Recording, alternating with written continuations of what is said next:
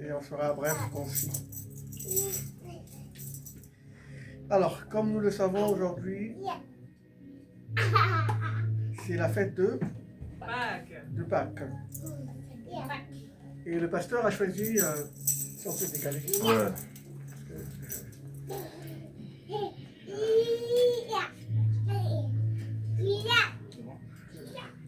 Le pasteur a choisi comme thème, il est ressuscité.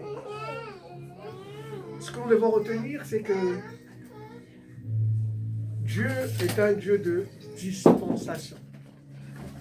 C'est-à-dire un Dieu de saison, un Dieu de temps. Il y a ce qu'on appelle l'ombre, il y a ce qu'on appelle ce qui est accompli, ce qui est manifesté. Toutes les fêtes que nous voyons dans l'Ancien Testament, ce sont des fêtes qui ne parlaient que de Jésus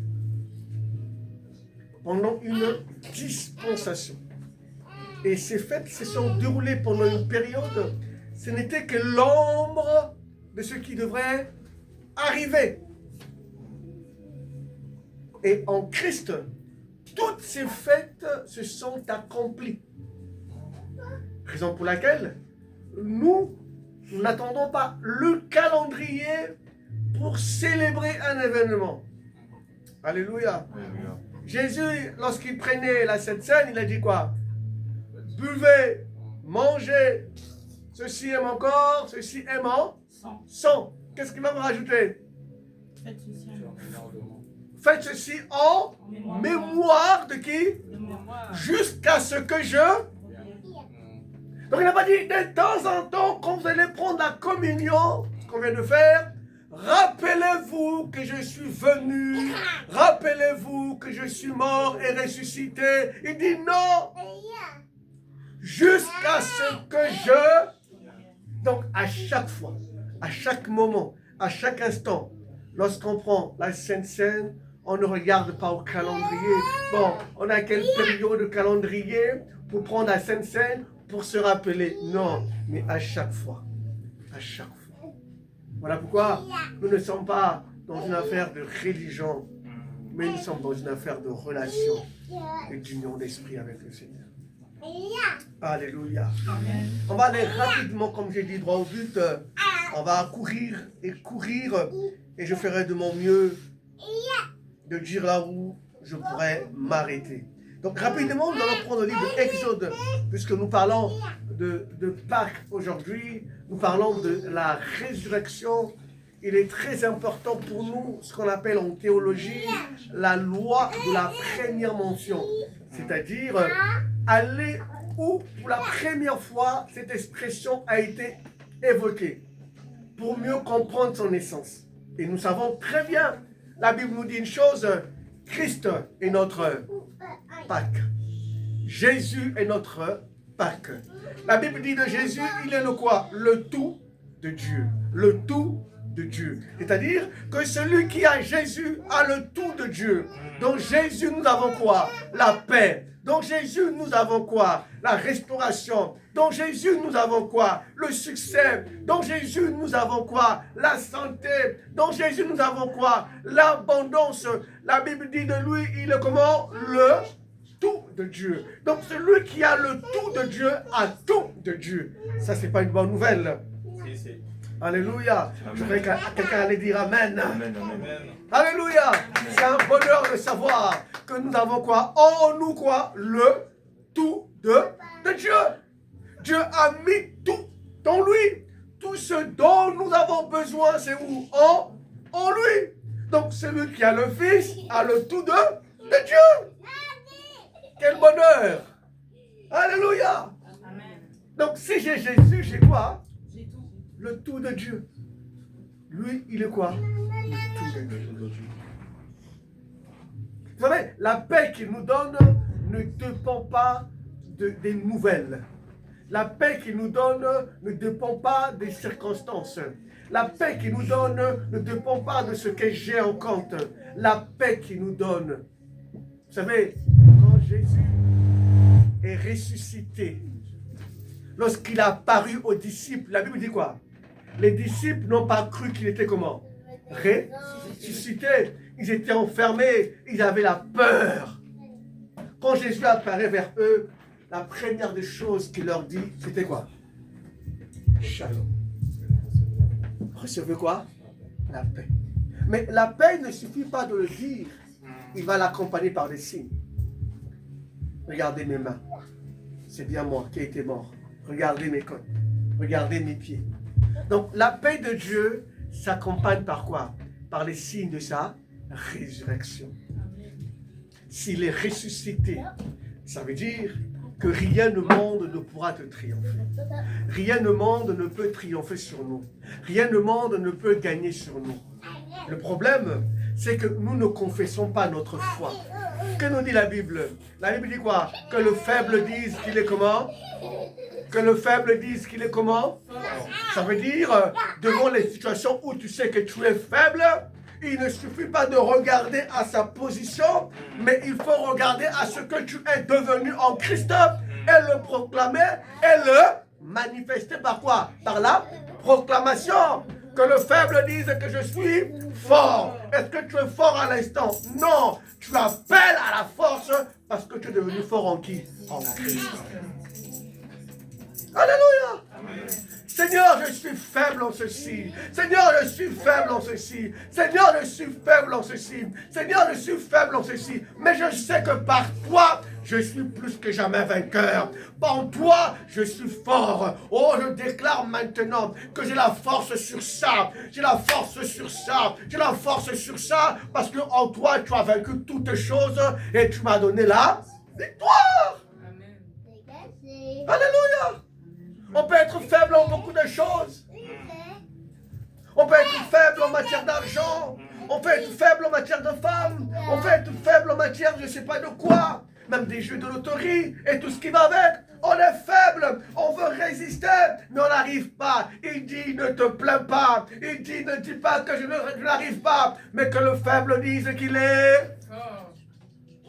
En d'autres termes, notre foi consiste à la proclamation. Et il dit que le pauvre dise qu'il est riche. Que le pécheur dise qu'il est comment? Sanctifié. Alléluia. C'est quelqu'un avec moi? Amen. Alléluia. Nous devons faire quoi? Proclamer.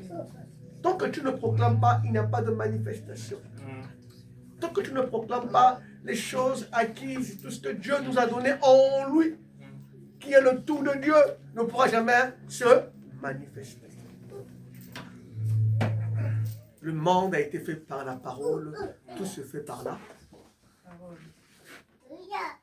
C'est quelqu'un avec moi? Si quelqu'un me comprend rapidement, on va aller rapidement, bref, on n'a pas pour longtemps.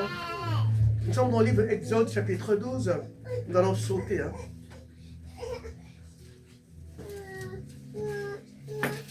Nous allons sauter des textes.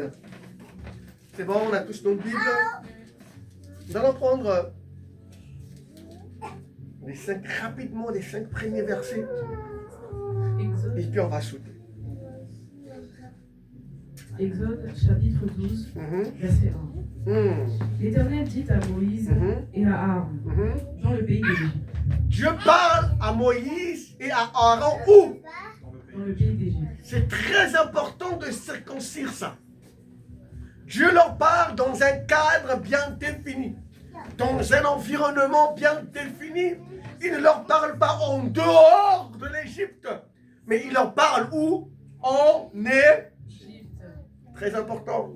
Ensuite, ce mois-ci sera pour vous le premier des mois. Il dit, ce mois-ci sera pour vous le premier des mois. Les enfants d'Israël sont en Égypte. Ils sont esclaves. Ils sont soumis à un calendrier de l'Égypte dont je ne connais pas quel était ce mois, quelle était l'année, comment. Là, il faut faire des études un peu approfondies pour savoir un peu plus. Mais tout ce que je sais, qu'ils avaient un calendrier auquel ils étaient soumis. Et ce peuple d'Israël était esclave où? En Égypte. Pendant combien de générations? 4 générations. Tu imagines? Une première génération est devenue esclave. Elle engendre une deuxième génération. Est-ce que la deuxième génération avait demandé d'être esclave? Non. Parce que quoi? Les ancêtres ont été... Et ils sont nés comment? La troisième génération vient, ils sont comment? Est-ce qu'ils ont demandé d'être esclaves? La quatrième génération est venue, ils sont nés comment? Est-ce qu'ils ont demandé d'être esclaves? Tout à l'heure, le pasteur parlait de Adam. Le premier Adam, le mari de Ève. Qu'a-t-il fait, le premier mari de Ève? La Bible dit, oh, lui, toute l'humanité se trouvait en son sein. Il avait la responsabilité de produire. Il avait la responsabilité de reproduire l'espèce humaine à l'image de Dieu. Mais par principe d'identification, le premier Adam, est-ce que nous on était là? Quand Adam a voulu être comme Dieu, est-ce que nous on était là? Non! Adam a péché parce que lui qui était l'humanité, toute l'humanité en lui a été comment? Déchue, condamné de Dieu, séparé de Dieu. Voilà pourquoi tous ceux qui sont nés en Adam sont loin de Dieu. Pourquoi? Parce que celui qui était censé être l'image de Dieu lui-même, vous savez, quand un miroir est brisé, on a du mal à bien voir le reflet sur le miroir. Adam était comme ce miroir, mais le miroir était brisé. Ce qui veut dire qu'on est devenu comment? Rebelle. On est devenu comment? Esclave. Adam, en péchant, s'est rendu premièrement coupable de quoi? De la justice de Dieu. Car tous ont péché. Ils sont privés de la mort. Quand Adam pêche, il pêche d'abord contre Dieu. Le salaire du péché, c'est la mort. Donc l'homme est d'abord condamné par rapport à la justice de Dieu. Et donc, de génération en génération, nous naissons en Adam comment? Esclaves. De génération en génération, nous naissons en Adam dans un calendrier bien précis. Le calendrier de famille, le calendrier où les gens décident de nos vies, de ce qu'on va être, comment on va vivre. Notre destinée est définie sur un calendrier.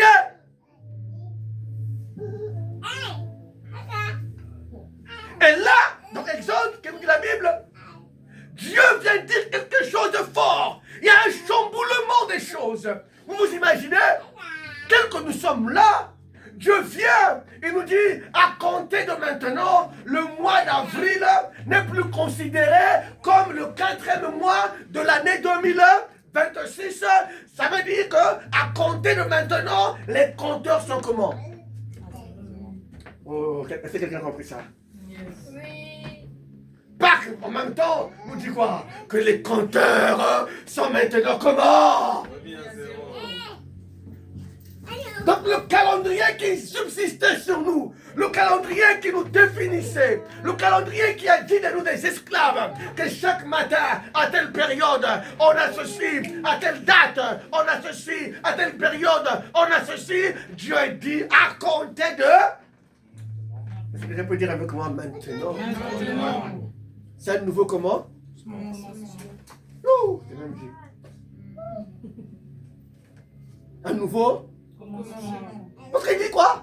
Un nouveau calendrier.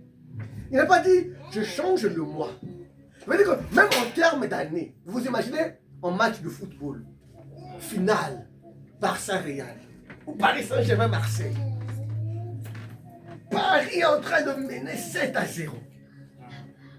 À la 88e minute, l'arbitre siffle. Tous les buts que Paris a marqués dans le même match sont plus considérés, sont annulés. À compter de maintenant, nouveau départ, avec un nouveau chrono. Regardez ce que je suis en train de dire là.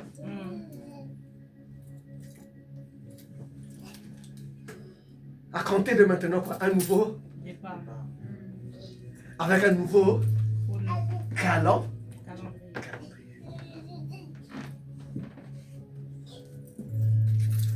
Alléluia. Amen. Waouh. C'est fort, hein? Or, nous savons, nous tous, que notre nouveau départ, c'est à partir de où? À la croix. Le calendrier a changé où? À la croix. La Bible nous dit quand le Christ était à la croix, le voile, ça fait quoi? C'est déchiré. Est-ce que du bas vers le haut? Non. Du haut vers le bas. Pour dire que désormais, Dieu ne se cache plus. Désormais, il n'y a plus de lieu saint et très saint. Désormais, Dieu devient accessible à tous. Ce que j'aime avant d'aller loin, le livre de Hébreux dit une chose. On va le prendre, puisque sa mort et sa résurrection est notre nouveau départ. Hébreux 9, je pense qu'il le dit.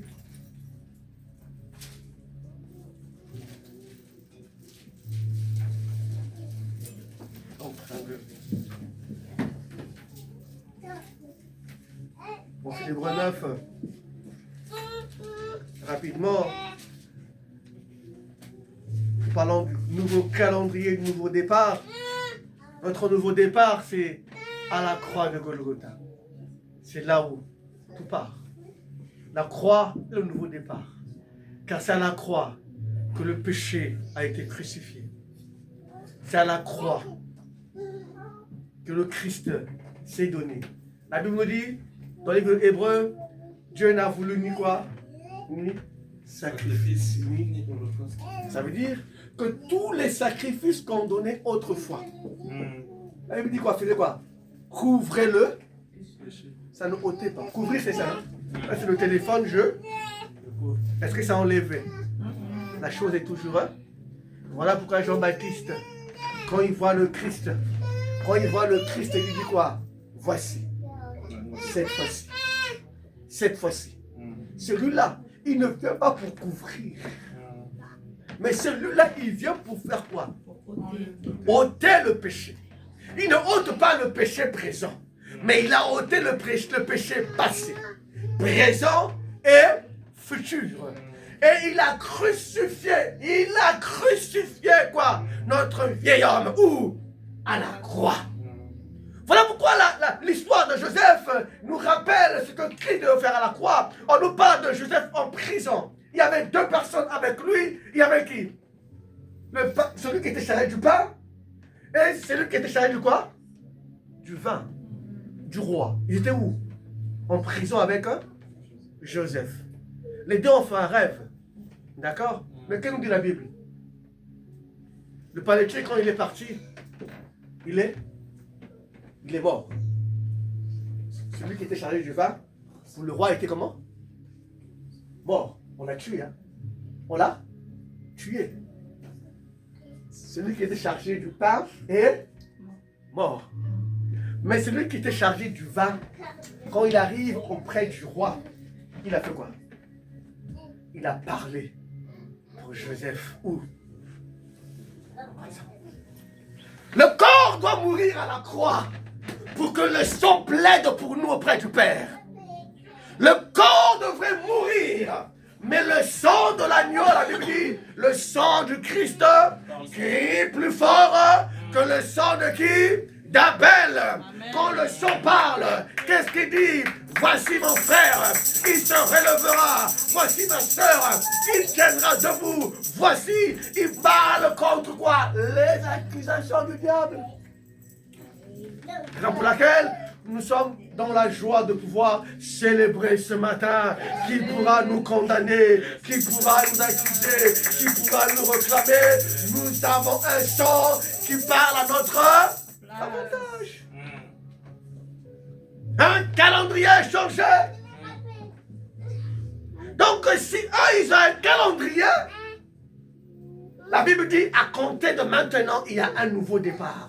Il y a un nouveau calendrier. Il y a de nouvelles choses, de nouvelles dates. C'est-à-dire que si dans leur calendrier, ils avaient dit le 12 février 2030, le frère Intel ou la sœur Intel va faire un accident.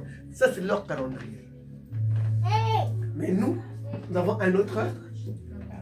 Dans notre calendrier, le 12 avril n'existe pas. Est-ce que quelqu'un comprend? Quelqu'un me comprend? Dites-moi, à moins que vous soyez 30 pour vous envoyer des avions de chasse pour vous bombarder, pour vous kidnapper. Imaginez que vous êtes au Soudan. Est-ce que la justice française peut s'appliquer sur vous en étant au Soudan? Non. Non. Pourquoi?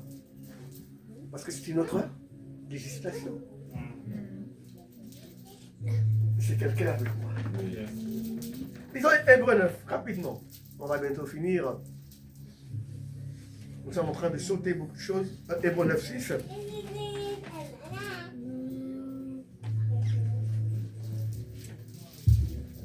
Hébreux 9, verset 6.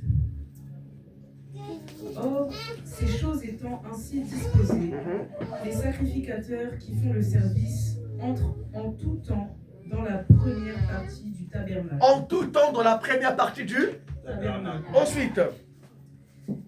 Et dans la seconde, le souverain sacrificateur seul entre une fois par an. Combien de fois? Une fois. Par an.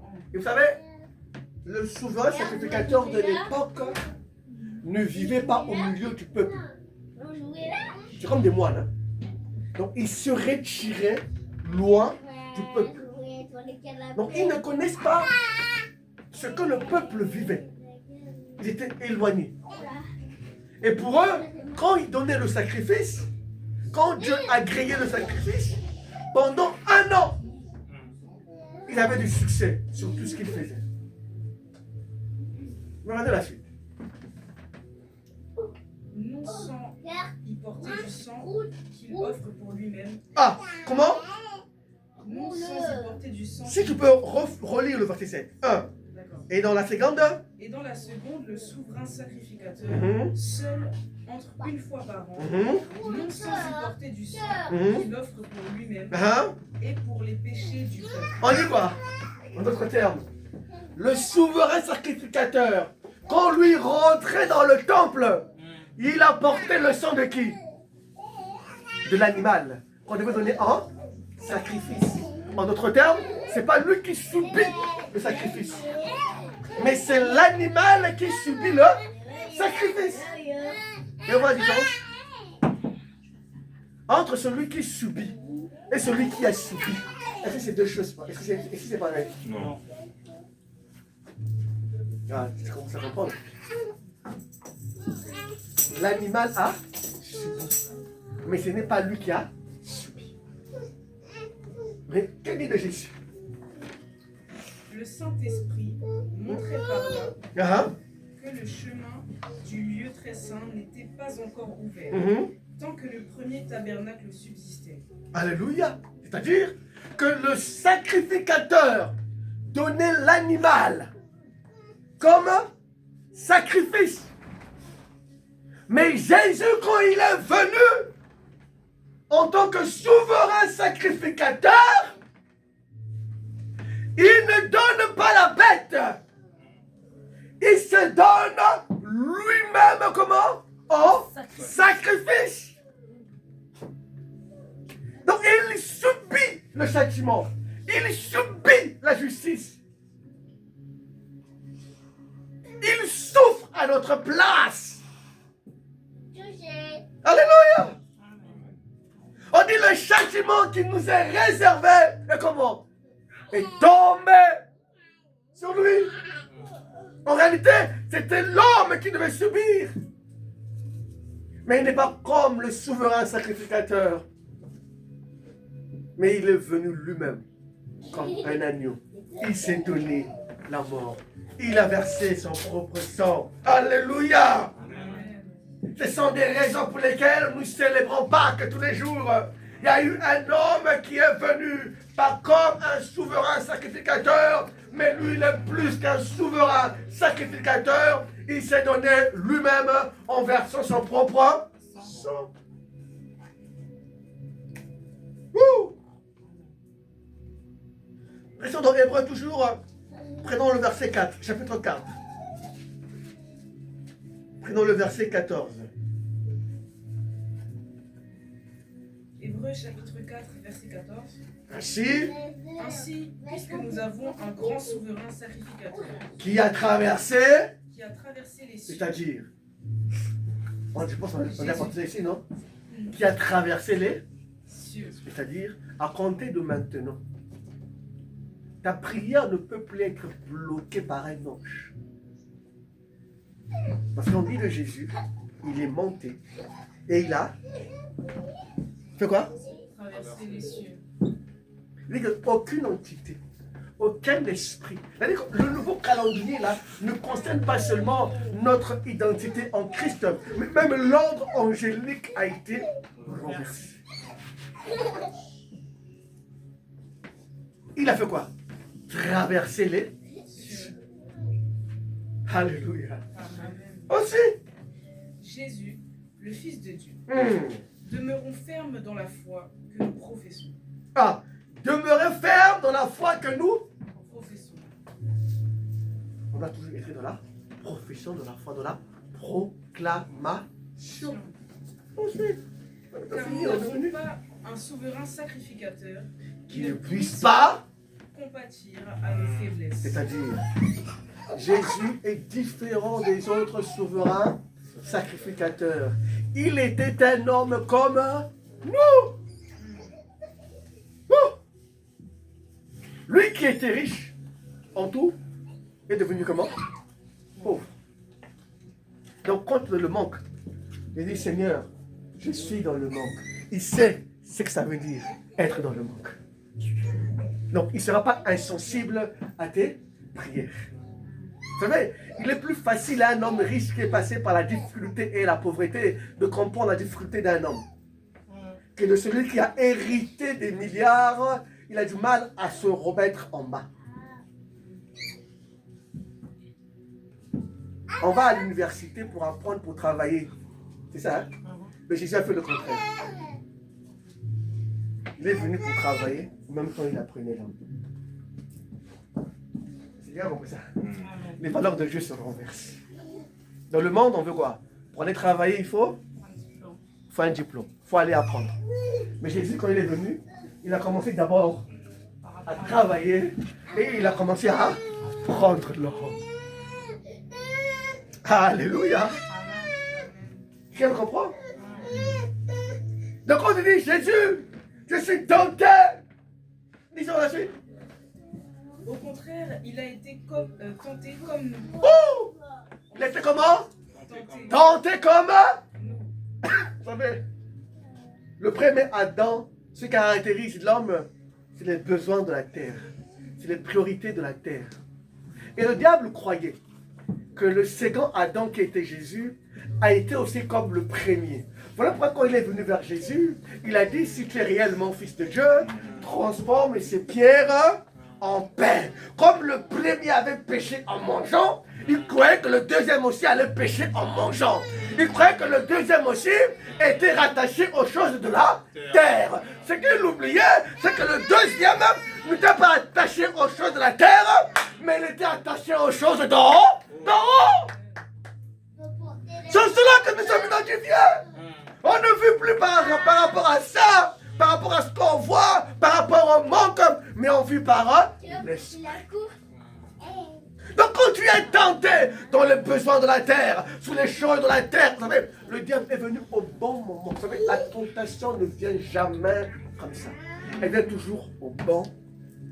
On dit, dès qu'il y a eu le besoin, la capacité aussi de transformer la pierre en... Il en avait. La personne est là. Je l'ai fait. Donc il ne viendra jamais entendre... Non, il sait, il rentre, il voit. Là c'est le bon moment. Il commence par les pensées, il commence par ceci, il te stimule l'appétit. Mais ce qu'il a oublié, nous avons un souverain sacrificateur.